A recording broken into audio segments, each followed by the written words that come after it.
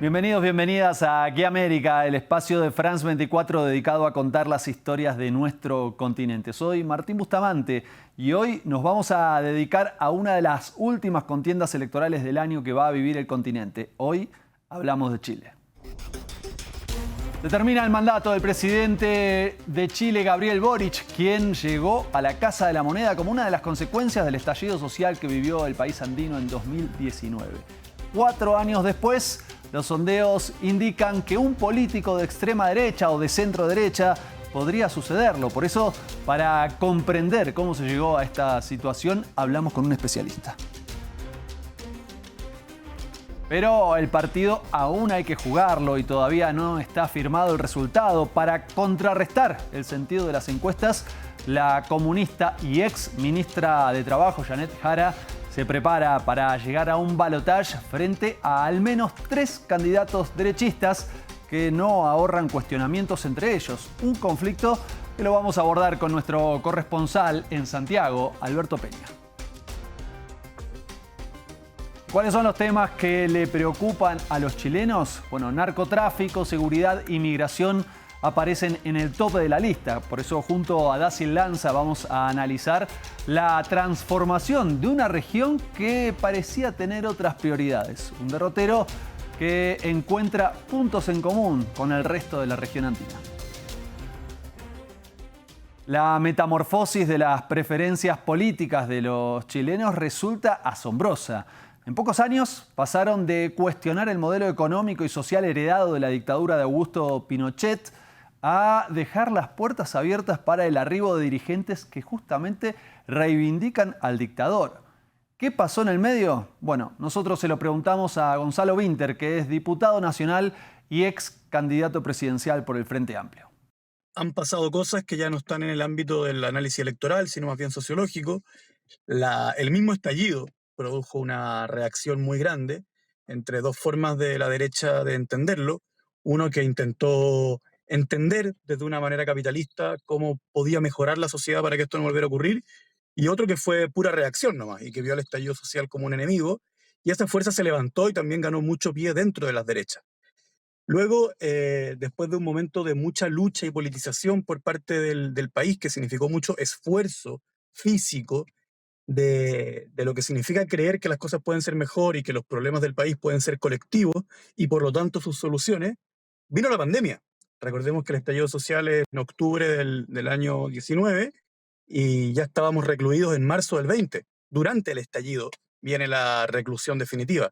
Nosotros tuvimos toque de queda, como todo el mundo, con militares resguardando que la gente no salga a la calle, pero nosotros llevábamos muchos meses de toque de queda cuando viene la pandemia. Y yo creo que eso cambió mucho las coordenadas, y además es el año con mayor aumento de la migración, principalmente desde Venezuela, que también cambió la conversación del país. Eh, Todo eso son cosas que hay que entrar a estudiar.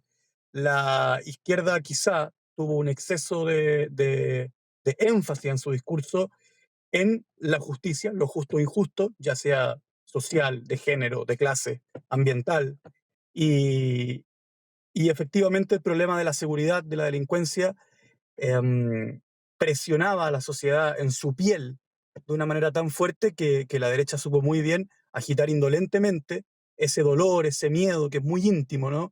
Muy doloroso, eh, y instalar la superstición de que si es que hay un presidente de derecha, los problemas de seguridad se solucionarían, lo cual obviamente no tiene asidero alguno, porque ellos, su expertise es agitar el miedo, pero propuestas reales no tienen ninguna.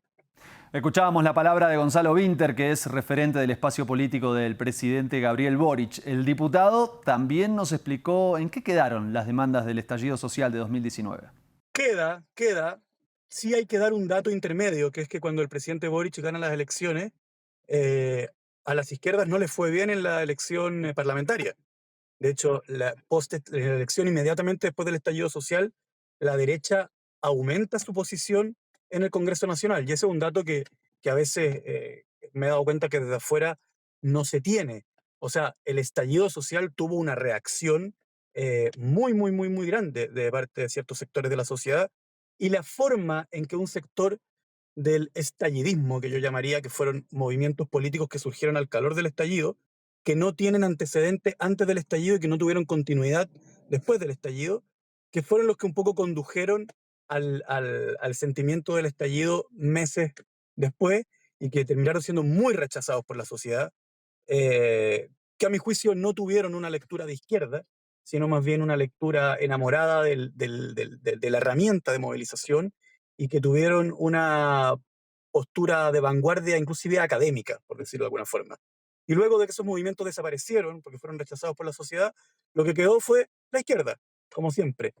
A ver, parte de la agenda no se pudo implementar porque no hubo votos en el Congreso, eh, porque hubo una oposición mediática, oligárquica a la agenda de gobierno que tuvo mucho éxito, pero también hay parte de la agenda que sí se pudo implementar. Recordemos que durante este gobierno se hace una medida que es muy importante, que es el copago cero, que es decir, que las personas no tienen que pagar nada por asistir a la asistencia de salud pública, lo cual es un cambio bastante importante para muchas familias. Se hizo el aumento del sueldo mínimo más grande de las últimas 4 décadas. Se aumentó, o sea, se creó el royalty minero, en donde es sacar directamente dinero de las 4 mineras más grandes del mundo que operan en Chile y que no son chilenas, para convertirlo en plata en los sectores populares. Se bajó la jornada laboral y estas son cosas que también son bastante importantes y que nos hacen seguir en la pelea a pesar de lo que respondí en la primera pregunta. Más allá de los cambios que se dieron en la dinámica política, económica y social de Chile, el escenario de balotaje parece ser inevitable. La comunista y ex ministra de Trabajo, Janet Jara, ganó las internas del espacio progresista y va a ser la escudera que intente frenar justamente el desembarco de la extrema derecha en el Palacio de la Moneda. Un escenario que describe desde Santiago nuestro corresponsal, Alberto Peña. A 10 días para la primera vuelta de las elecciones presidenciales en Chile, 4 de los 8 candidatos que se presentan pugnan por llegar a la segunda vuelta, que está prácticamente asegurada.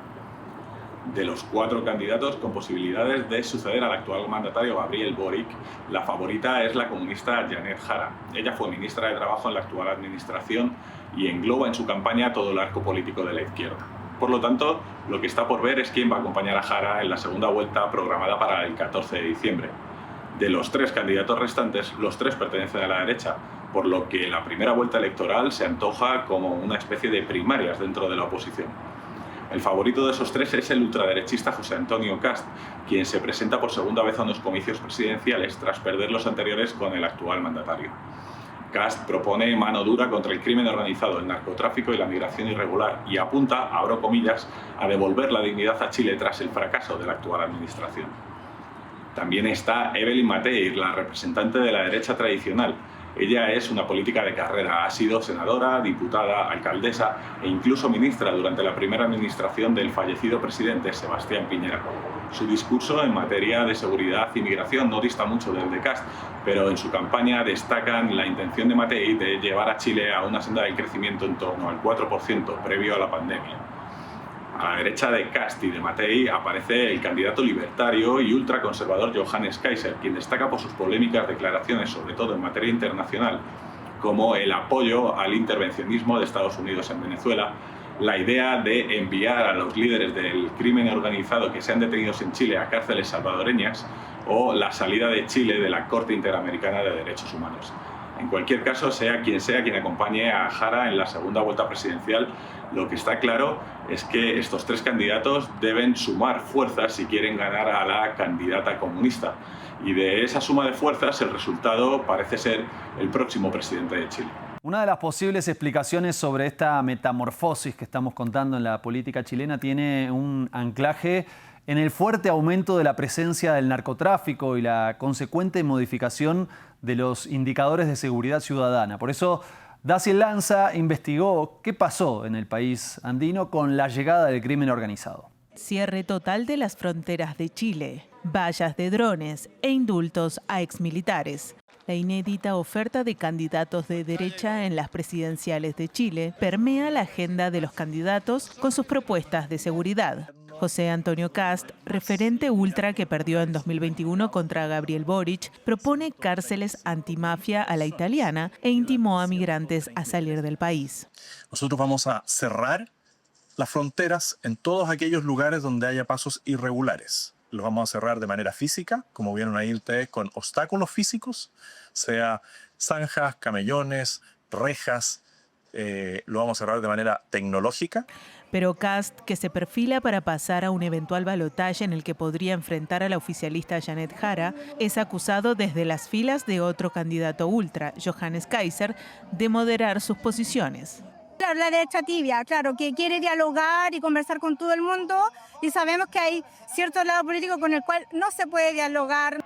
Johannes Kaiser en las últimas encuestas ascendió a un competitivo tercer lugar y además de ligar la inseguridad a la inmigración, suma indultos a exmilitares acusados de violaciones a los derechos humanos en tiempos de Augusto Pinochet.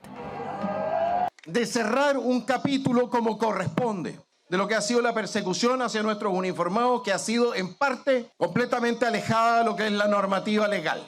Franco Parisi, que en 2021 quedó en tercer lugar, en un spot de campaña proyecta cómo sería Chile en 2030 bajo su eventual presidencia, con lo que llama frontera tecnológica dominada por drones y hasta minas antitanques.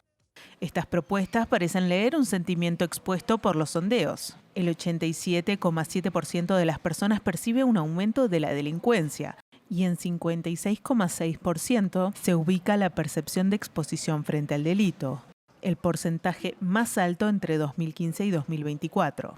También hay un aumento en índices de secuestro y extorsiones.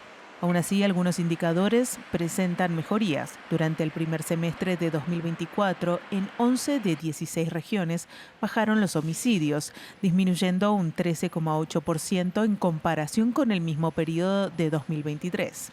Chile está en el puesto 62 del ranking de paz mundial, según el índice de paz global del Instituto para la Economía y la Paz, con sede en Australia y Nueva York, mostrando así un empeoramiento de su posición respecto a 2023, cuando estaba en el puesto 54.